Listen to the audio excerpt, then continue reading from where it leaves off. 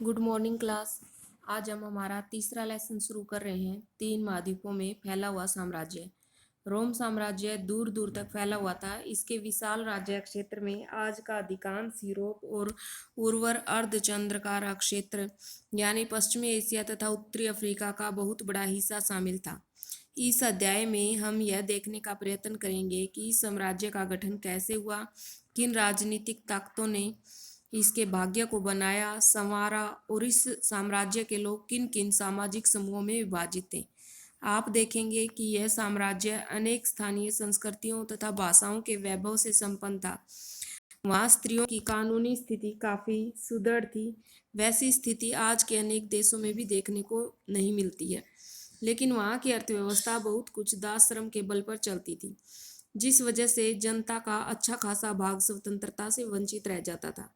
5वीं शताब्दी और उसके बाद के समय से पश्चिम में साम्राज्य छिन्न भिन्न हो गया, लेकिन अपने पूर्वी आधे भाग में अखंड और अत्यंत समृद्ध बना रहा। अगले अध्याय में आप खिलाफत के बारे में पढ़ेंगे। खिलाफत इसी समृद्धि की नींव पर स्थापित हुआ और उसने इसकी शहरी तथा धार्मिक परंपराओं का विरासत में प्राप्त किया। रोम के इतिहासकारों के पास स्रोत सामग्री का विशाल भंडार है। इस संपूर्ण सामग्री स्रोत को 3 वर्गों में विभाजित किया जा सकता है। एक है पाठ्य सामग्री, दूसरा है दस्तावेज, प्रलेख भी जिसको बोल देते हैं, तीसरा है भौतिक अवशेष। पाठ्य स्रोतों में शामिल है समकालीन व्यक्तियों द्वारा लिखा गया उस काल का इतिहास, जिसे वर्ष वृत्तांत कहा जाता है, क्योंकि ये वृत्तांत प्रतिवर्ष लिखे जाते थे। पत्र, व्याख्यान, प्रवचन, कानून आदि। दस्तावेजी स्रोत मुख्य रूप से उत्कीर्ण अभिलेखों या पैपायरस, पेड़ के पत्तों आदि पर लिखी गई पांडुलिपियों के रूप में मिलते हैं। उत्कीर्ण अभिलेख आमतौर पर पत्थर की शिलाओं पर खोदे जाते थे, इसलिए वे नष्ट नहीं हुए और बहुत बड़ी मात्रा में यूनानी और लातीनी में पाए गए हैं। पैपायरस एक सरकंडा जैसा पौधा था जो मिस्र में नील नदी के किनारे उगा करता था। उसी से लेखन सामग्री तैयार की जाती थी। रोजमर्रा की जिंदगी में उसका व्यापक इस्तेमाल किया जाता था। हजारों की संख्या में संविदा पत्र, लेख, संवाद पत्र और सरकारी दस्तावेज आज भी पैपायरस पत्र पर लिखे हुए पाए गए हैं और पैपाइरोलॉजिस्ट यानी पैपायरस शास्त्री कहे जाने वाले विद्वानों द्वारा प्रकाशित किए गए हैं। भौतिक अवशेषों में अनेक प्रकार की चीजें शामिल हैं जो मुख्य रूप से पुरातत्वविदों को खुदाई और अक्षेत्र सर्वेक्षण आदि के जरिए अपनी खोज में मिलती है, जैसे इमारतें, स्मारक और अन्य प्रकार की संरचनाएं, मिट्टी के बर्तन, सिक्के, पच्चीकारी का सामान, यहाँ तक कि संपूर्ण भूदृश्य। इनमें से प्रत्येक स्रोत हमें अतीत के बारे में एक प्रकार की ही जानकारी देते हैं। इन जानकारियों को मिलाकर देखना अत्यंत उपयोगी हो सकता है, लेकिन कितनी अच्छी तरह से इतिहासकार इन स्रोतों के तथ्यों में अंतर संबंध बनाता है यह उसकी कुशलता पर निर्भर करता है। ईसा मसीह के जन्म से लेकर 7वीं शताब्दी के पूर्वार्ध में 630 ईस्वी के दशक तक की अवधि में अधिकांश यूरोप, उत्तरी अफ्रीका, मध्य पूर्व के तक के विशाल क्षेत्र में 2 सशक्त साम्राज्यों का शासन था। ये 2 साम्राज्य थे, रोम और ईरान। मेन यहीं से शुरू होता है आपका लेसन। ये रोम और ईरान के बारे में लेसन है। रोम तथा ईरान के लोग आपस में प्रतिद्वंदी थे और अपने इतिहास के अधिकांश काल में वे आपस में लड़ते रहे। उनके साम्राज्य एक दूसरे के बिल्कुल पास थे। उन्हें भूमि की एक संकरी पट्टी, जिसके किनारे फ्रात नदी बहा करती थी, अलग करती थी। इस अध्याय में हम रोम के साम्राज्य के बारे में पढ़ेंगे, मगर कहीं कहीं प्रसंगवश रोम के प्रतिद्वंदी ईरान का भी उल्लेख करते रहे हैं। यदि आप नीचे दिए गए मानचित्र पर नजर डालेंगे तो देखेंगे कि यूरोप और अफ्रीका के महाद्वीप एक समुद्र द्वारा एक दूसरे को अलग किए हुए हैं, जो पश्चिम में स्पेन से लेकर पूर्व में सीरिया तक फैला हुआ है। इस समुद्र को भूमध्य सागर कहा गया है और यह उन दिनों रोम साम्राज्य का हृदय था। रोम का भूमध्य सागर और उत्तर तथा दक्षिण की दोनों दिशाओं में सागर के आसपास स्थित सभी प्रदेशों का प्रभुत्व था। उत्तर में साम्राज्य की सीमा का निर्धारण 2 महान नदियों राइन और डैन्यूब से होता है और दक्षिणी सीमा सहारा नामक अति विस्तृत रेगिस्तान से बनती थी। इस प्रकार इस अत्यंत विस्तृत क्षेत्र में रोम साम्राज्य फैला हुआ था। दूसरी ओर कैस्पियन सागर के दक्षिण से पूर्वी अरब तक का समूचा इलाका और कभी कभी अफगानिस्तान के कुछ हिस्से भी ईरान के नियंत्रण में थे। इन दो महान शक्तियों ने दुनिया के उस अधिकांश भाग को आपस में बांट रखा था जिसे चीनी लोग ता चीन कहा करते थे। साम्राज्य का आरंभिक काल। रोमन साम्राज्य को मोटे तौर पर दो चरणों में बांटा जा सकता है, जिन्हें पूर्ववर्ती और परवर्ती चरण कह सकते हैं। इन दोनों चरणों के बीच तीसरी शताब्दी का समय आता है, जो उन्हें दो ऐतिहासिक भागों में विभाजित करता है।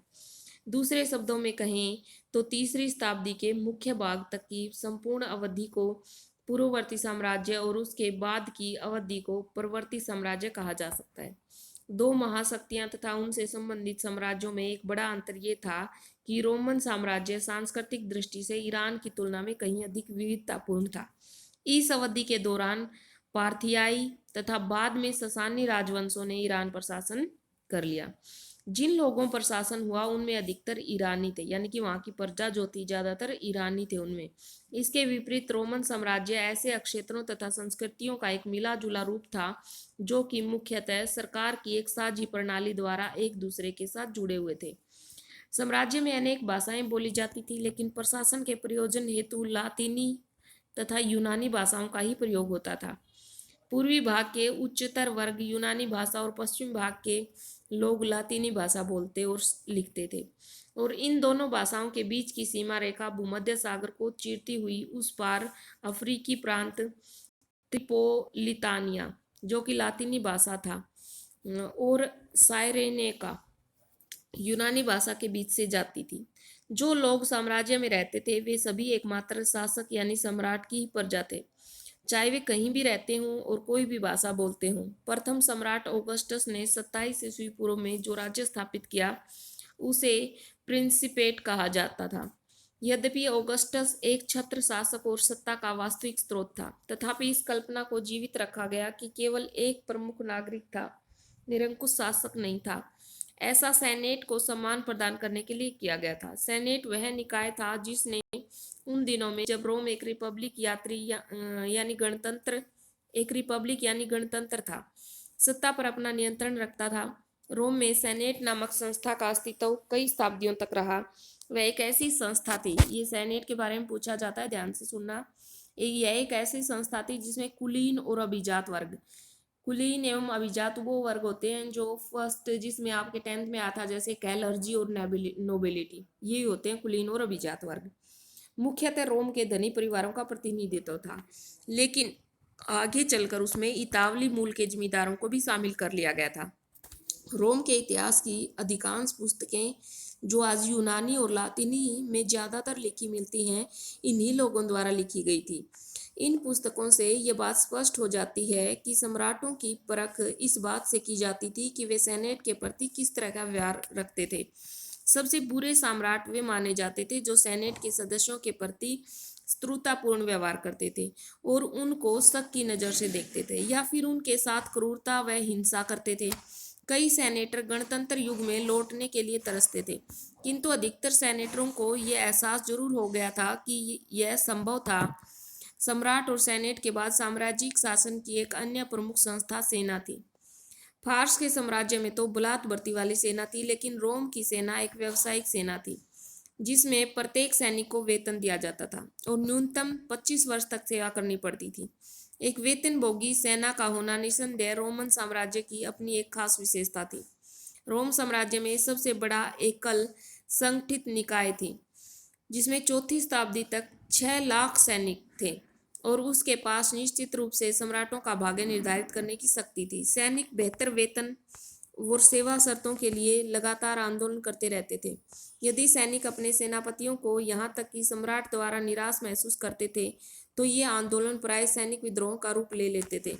यह भी ध्यान रहे कि रोम सेना की जो तस्वीर हमारे सामने पेश की गई थी वह उन इतिहासकारों द्वारा तैयार की गई थी जो सेनेट के प्रति सहानुभूति रखते थे।